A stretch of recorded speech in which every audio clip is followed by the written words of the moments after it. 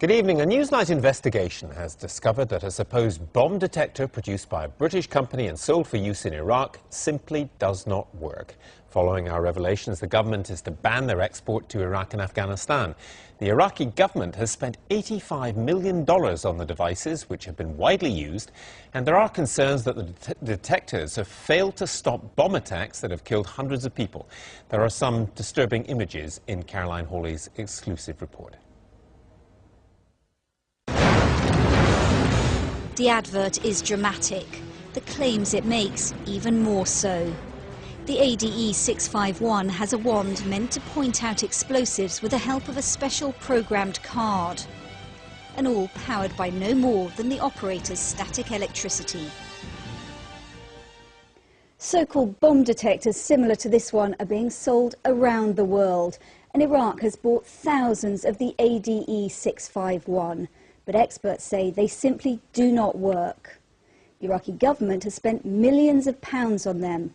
At what price then for the Iraqi people?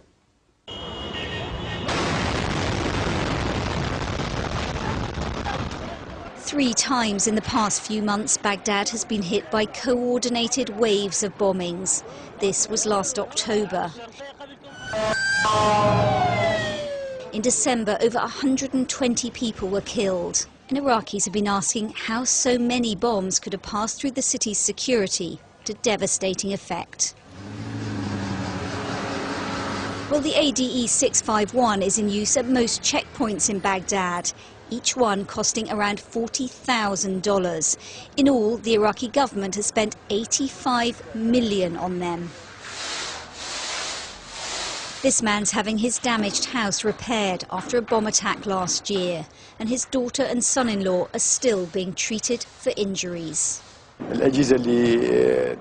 that device was effective, if it was working properly, then none of this would have happened.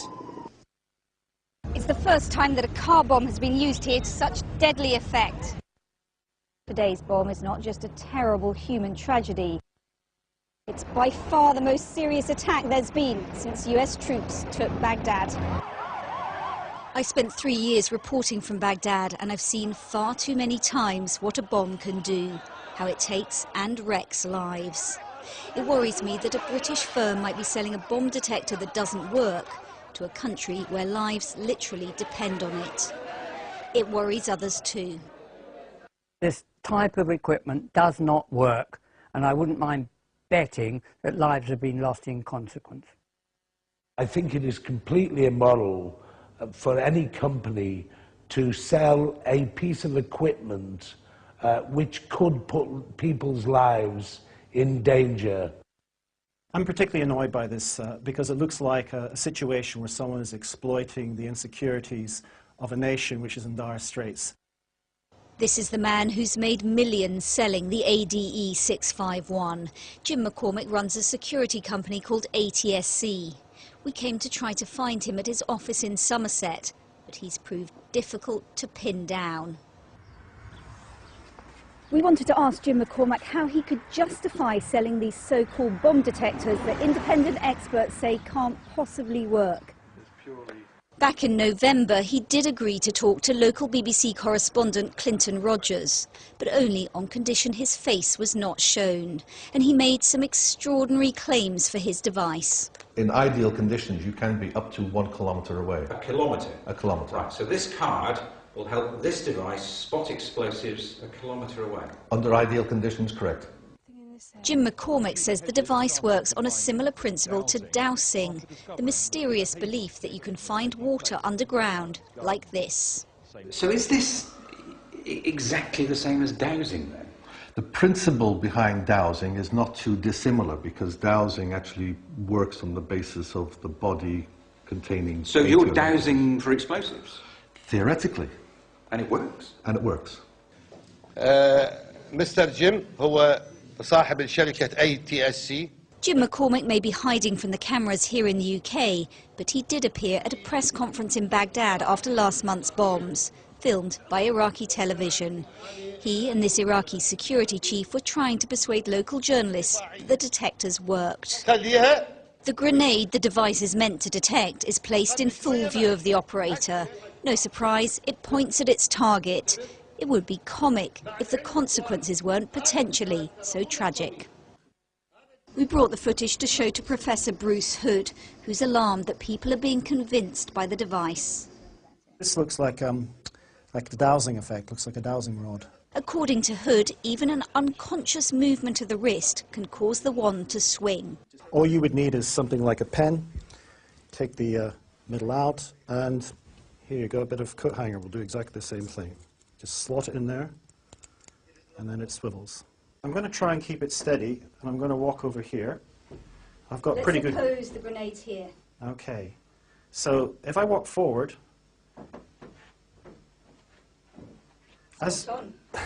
Well, it's because my attention is directed towards you where the supposed grenade is, and that's why you have the effect. And it really does look as if it's controlled by an external force. Bruce Hood is a cognitive scientist who studies how children and adults can be persuaded to believe the unbelievable. As you saw in the demonstration, it's very convincing. It looks as if the rod is being controlled by some force and is moving to detect something. So I think if people don't really know about this effect, then it looks entirely plausible. Since the mid-1990s, a succession of dowsing-type detectors like the ADE 651 have come onto the market. In 1995, the FBI tested a device called the Quadro Tracker. It warned, "The Quadro Tracker is a fraud. All agencies should immediately cease using the device." Another warning about modern dowsers followed in 1999. Warning, do not buy bogus explosives detection equipment. In 2002, a test by Sandia National Labs in the US found that a similar device, the mole detector, didn't work and performed no better than a random selection process. We turn to Sidney Alford, who reconstructs terrorist attacks and who gives advice to military agencies. He's one of the country's leading experts on explosives, and he's acquired a dowsing-type device to show us. So let's take it apart and see what's inside it. Okay. Difficult to open. Not intended to be opened, I suspect.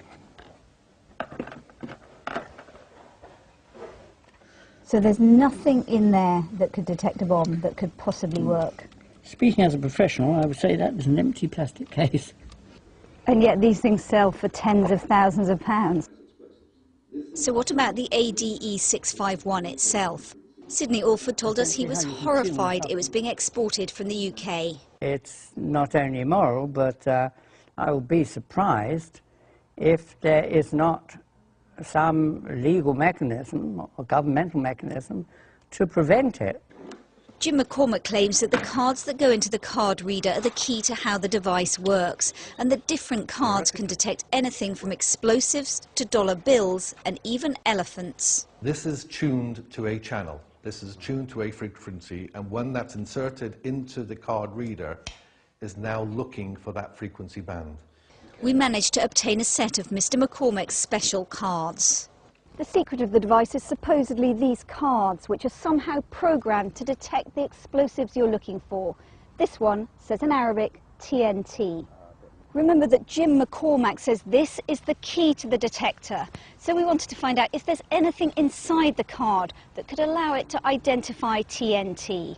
We've come to the Cambridge Computer Laboratory to find out. Dr. Marcus Kuhn is going to analyse it for us. Okay, so this looks like a plastic card which may have some electronics inside, and what we're going to do is to take apart the card, delaminate it, cut through it and see what's inside. It's a delicate process, every stage painstakingly done. Dr. Kuhn's trying to extract the circuit inside. Finally, he has it.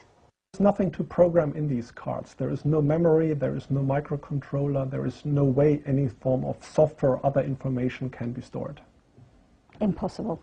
Completely impossible. These are shop theft prevention cards. These are the cheapest bit of electronics that you can get that look vaguely electronic and are sufficiently flat to fit inside a card. This is just plastic and aluminium. It couldn't be programmed then to detect TNT? Absolutely not. We bought this in Curry's. It has a security label on the back. Is that all you're saying this is then? As you can see, it's pretty much the same construction. Both of these devices are designed to be easily detectable at the shop door if you decide to run away with it without paying. We wanted to challenge Jim McCormack with our evidence, so we've come to his Somerset home. Well, there are lights on in the house and signs of life, but it is now abundantly clear that Mr. McCormack does not want to talk to us. But he's clearly done well for himself.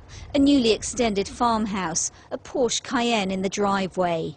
It's a world away from the troubles of Baghdad.